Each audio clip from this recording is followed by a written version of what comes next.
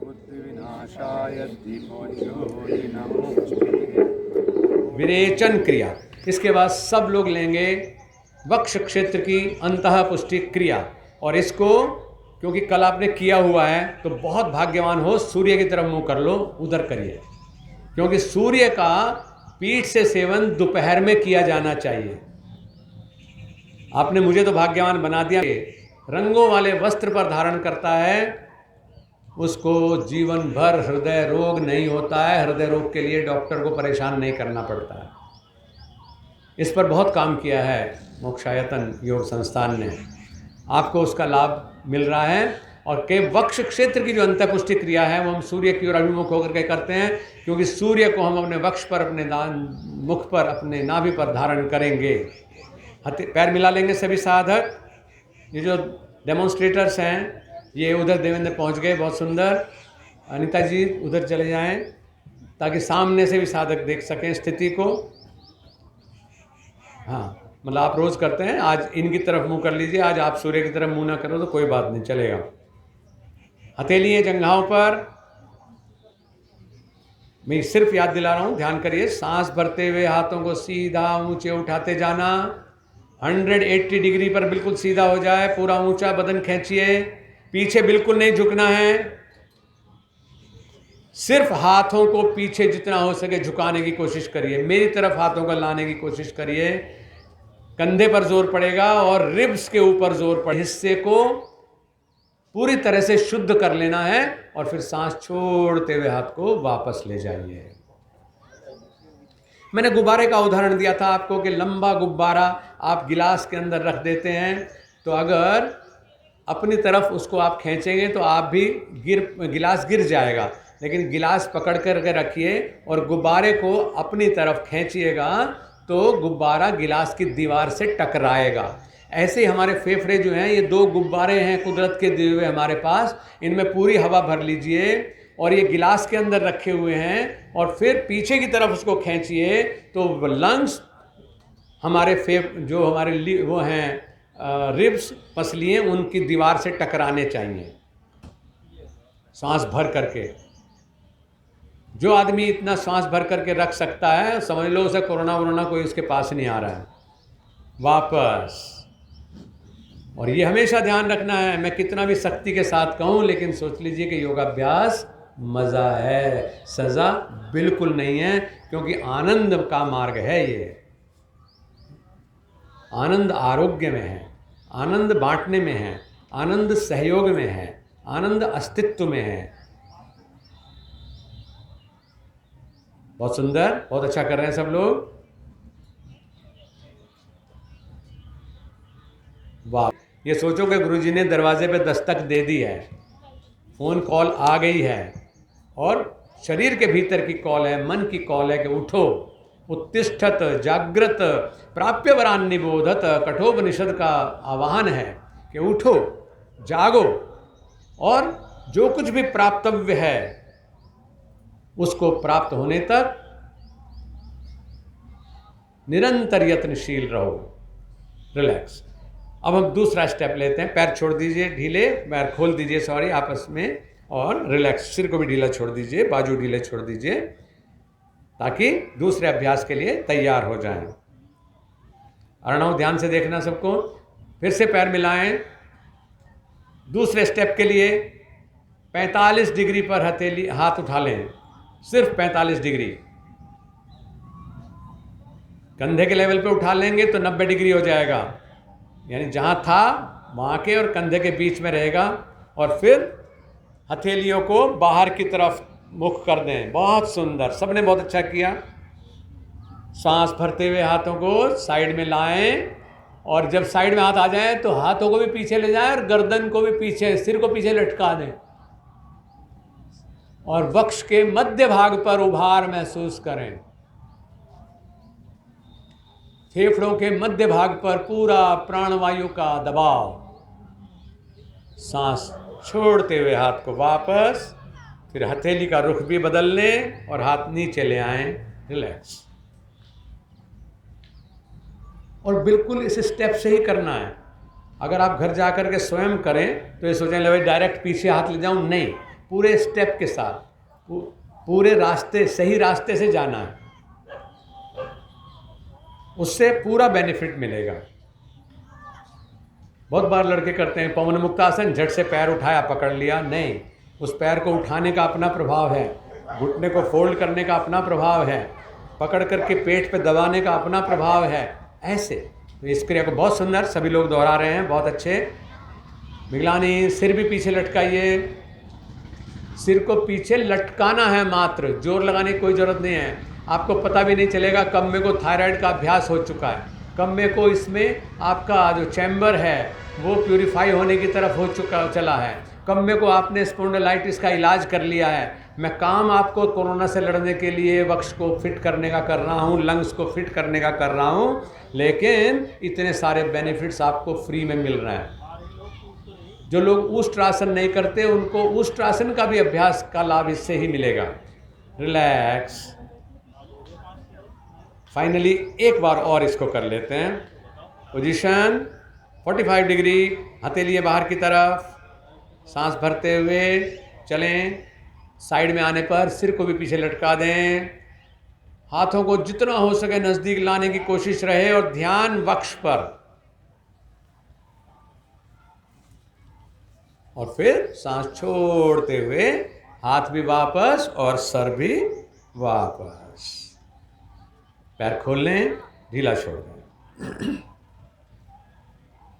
प्रयत्न शैथिल्यम बहुत ज़्यादा ज़रूरी होता है योग में। क्यों? क्योंकि प्रयत्न शैथिल्यम का मतलब है कि जो क्रिया हमने अभी की है मंजीत जी, उसका लाभ शरीर के ऊपर, उसका प्रभाव शरीर के ऊपर होने दें, ये मौका मिल जाता है इससे। चलिए तीसरी पोजीशन के लिए फिर अलर्ट हो जाएं, पैर मिलाएं, लंबी उंगलियां आपस में मिली हुई सीने के सामने, निपिल्स के सामने, सुंदर। एक दो भाइयों के कोहनियां लटकी हुई हैं नीचे। पार्थ, इनको देखो, ये पीछे जो है ये इनकी कोहनियां बराबर करो, ललित के बराबर वाले ये भाई, हाँ सुंदर सुंदर। सब लोग बहुत ठीक हैं, क्योंकि एक भी कड़ी अगर खराब है तो पूरा डिसिप्लिन बिगड़ता है। हाथी को बांधने वाली जंजीर में अगर एक जो है कुत्ता बांधने वाली जंजीर लगा दी कड़ी, तो उसकी ताकत उतनी हो जाएगी, रह जाएगी बस जितना वो कुत्ता बांधने की जंजीर की होती है। सुंदर। सांस भरते हुए पंख फैलाना, एड़ी को ऊंचा उठाना, बहुत अच्छे। सांस छोड़ते हुए पंख वापस, एड़ी भी वापस। पूरा सांस भरते हुए पंख फैलाना। सोच लो कि बस फ्री में मिल रहा है, पी लो माल। वापस। हम सब लोगों को फ्री बहुत पसंद है। फिर से करें।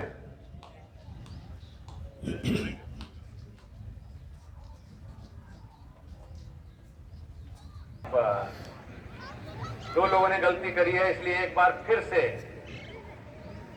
स्टार्ट। पूरा ऊंचा उठना, पूरा सांस वापस। क्योंकि सम स्वर होना बहुत ज़रूरी है।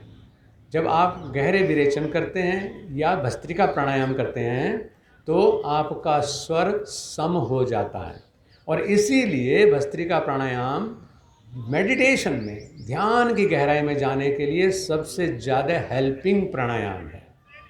कौन सा प्राणायाम? भस्त्रिका।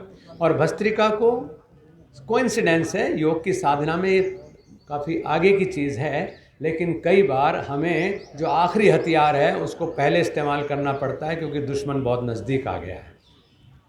कोरोना दुश्मन जब नज़दीक आ गया तो उससे लड़ने के लिए भी भस्त्रिका प्राणायाम सबसे ज़्यादा इम्पॉर्टेंट है, क्योंकि वो जला देता है, फूंक देता है। इस वायरस को मैंने कहा था कल कि इसको हम एक्सपेल कर सकते हैं, यानी निकाल फेंक सकते हैं, इसको हम सुखा सकते हैं। वैज्ञानिक भी यही कहते हैं कि कोरोना को, क्योंकि वो एक प्रोटीन लेयर है उसके ऊपर बहुत छोटी सी, और उससे ही वो पलता रहता है, तो इसलिए उसको हम सुखा सकते हैं। और तीसरी चीज़ है, उसको हम जला सकते हैं। आपने देखा होगा कि जो कोरोना से शरीर भी पूरे हो जाते हैं तो उनको कैसे जलाया जाता है?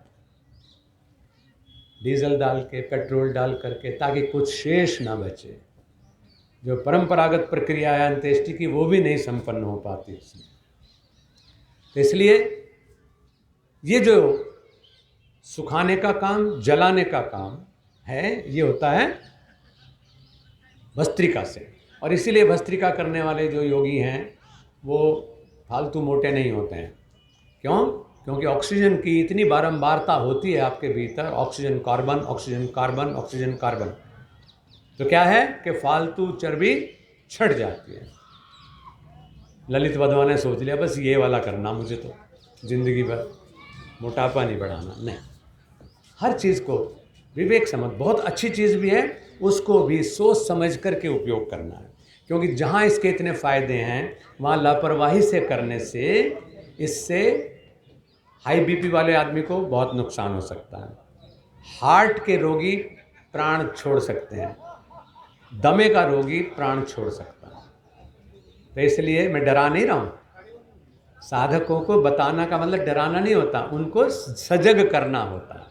देखा देखी, कल बोला था मैंने, देखा देखी साध है योग। आगे क्या बताया था? जोर से बोल के बताओ। देखा देखी साध है योग, छीजे काया बाढ़ है रोग। ठीक है? तो योग जो है वो रोग का शमन करने वाला भी है, लेकिन अगर गलत तरीके से करेंगे तो लोग इससे नुकसान तो कुछ है नहीं, पक्का नुकसान है अगर आप गलत करते हैं तो इसलिए विरेचन उसका इजी फॉर्म है, और विरेचन सिर्फ फेंकने का काम करता है। इसलिए इसमें भस्त्रिका वाला कोई रिस्क नहीं है। आप बेफिक्र होकर के 50-50 सांस के 5 से 10 राउंड बड़े मस्ती में कर सकते हैं, बल्कि धीरे धीरे बढ़ाते हुए 100 सांस के आप 5 से 10 राउंड कर सकते हैं। इससे भस्त्रिका वाला बेनिफिट भी मिलेगा और रिस्क फैक्टर खत्म हो जाएगा। इसलिए जो योग गतियाँ मोक्षायतन संस्थान ने दी हैं वो हैं जो उन लोगों के लिए भी हैं, those who do not know even ABC of योग। ABC भी नहीं जानते तो उनको भी नुकसान ना हो, फ़ायदा ही फ़ायदा हो, इसलिए इनको मॉडिफाई करके चीज़ों को सर्व किया गया है। अंतिम अभ्यास आज का है, जिसको हम बोलते हैं काकी मुद्रा।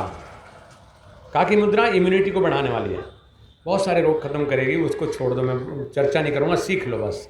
इसमें काकी मुद्रा में क्या है, जीभ को पाइप की तरह बना देना है, कौवे के चोंच की तरह से। बल्कि दर्शन कहता है, अभी डॉक्टर साहब बच्चों साधकों को रिफ्रेश करा रहे थे तो उन्होंने बोला भी था, काक चंचुवदास्येन पिबेत वायु शनै शनै, काकी मुद्रा भवेत एषः सर्वरोग विनाशिनी।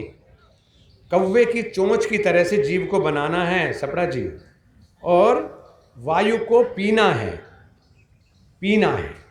जीभ से, यानी मुंह में आए फिर उसको निगल लीजिए। जनरली रूटीन है कि सांस नाक से जाएगा फेफड़े में, लेकिन काकी मुद्रा में फेफड़े वाला जो रास्ता है श्वास नली, उसको हम पैसिव कर देते हैं और हम पेट में इसको लेते हैं। कई बार आप पेट में लेते हैं भोजन, लेकिन ध्यान बढ़ जाने की वजह से गलती से वो श्वास नली में चला जाता है, तो क्या होता है आपको फिर तो कहेंगे पानी पी लो भाई, होता है ना ऐसा, दस का गलत चले। तो आप इसमें नोइंगली जो सांस नली में जाने वाली चीज़ है उसको ग्रास नली में डालेंगे। ये आपकी कला है, इसका अभ्यास करें। और फिर क्या होगा कि वायु हल्की है, मुझे पता चल जाएगा कि वो पेट में गया है या नहीं गया है। अगर आपके पेट में गया है तो डकार आएगी आपको, क्योंकि वायु हाथों हाथ अंदर शुद्ध करके, जिन लोगों को पेप्टिक अल्सर है वो तक ठीक हो जाता है। आपका जो ग्रास नली में अल्सर है वो इससे ठीक हो जाता है। अल्सर को ठीक करने वाली ताकत इसके अंदर है, प्यूरिफाई करने की। और हमारी जो जितने भी इन्फेक्शंस हैं वो उनके अगेंस्ट हम रेजिस्टेंट हो जाते हैं। जीभ से सांस पीना और फिर लगातार बस पीते ही जाना, बीच में डकार आए तो आ जाए मुझे तो पहले में ही आ जाएगी। करिए सब लोग।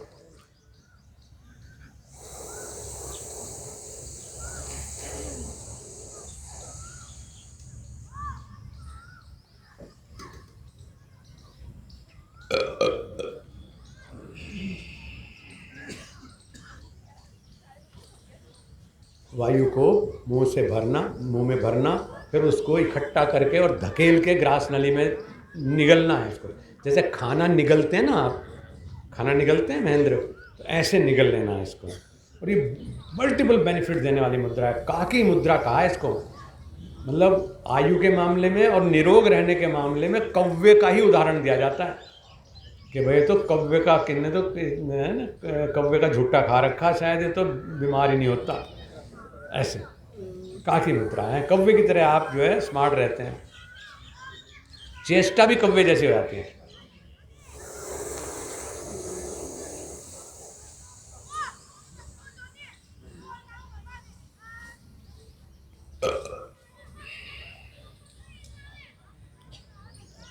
करिए सब लोग, ये ना सोचे नहीं भाई ये नहीं होता। कुछ भी नहीं आता था हमें जब हम पैदा हुए थे, सभी को, किसी को कुछ नहीं आता था, सिर्फ रोना आता था। क्यों? क्योंकि हम कुछ पाना चाहते थे। अब भी बच्चा रोता है तो घर के सब लोग, देखो भाई उसे क्या चाहिए, तो रोना आता था। पा लिया सब कुछ। अब भी रोइए इस बात के लिए कि जो मैं चाहता हूँ हे प्रभु वो अभी तक क्यों नहीं हुआ। होगा।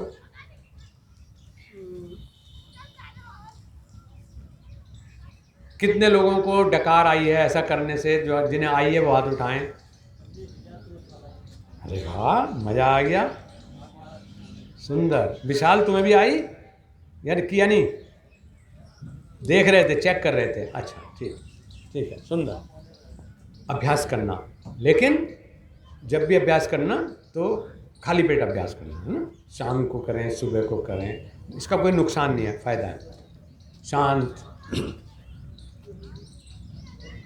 ओम शांति शांति शांति। आनंदम एव सर्वत्र, आनंदम एव सर्वथा, आनंदम एव सर्वदा। 1 2 3।